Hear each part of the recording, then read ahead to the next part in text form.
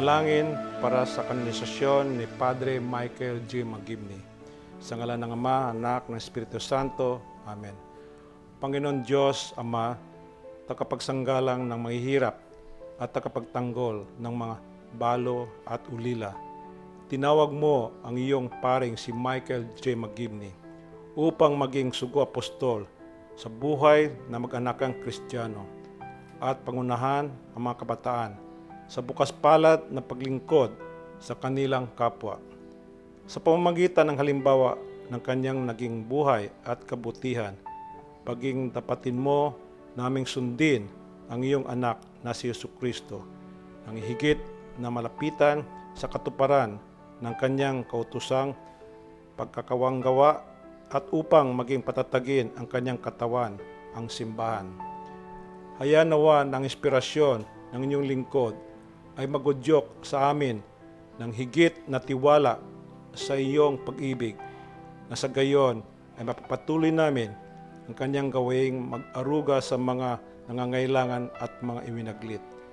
Kami ay pakumbabang nakikiusap na inyong luwalhatiin ang inyong lingkod na si Padre Michael J. Magibni sa lupa sangayon sa layunin ng iyong banal na kalooban. Sa pamamagitan niya, nawa ay pagkaloob ang pagsamo na ngayon ay aking idinudulog.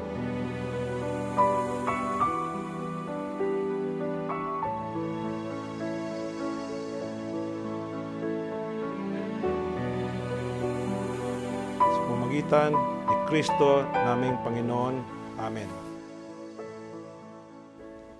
Ama namin, sumasalangit ka, sambahin ang ngalan mo, mapasamin ang kaharian mo, sundin ang loob mo dito sa lupa para na sa langit.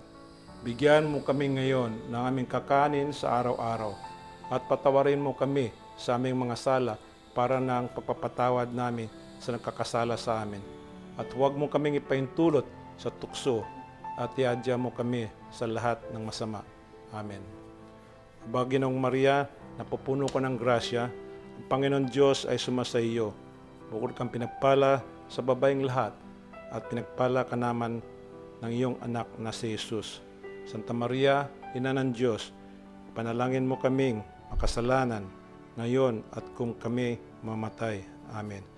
Luwat at sa Ama, sa Anak, at sa Diyos, Espiritu Santo, kaparan nung unang-una, ngayon at magpakailanman.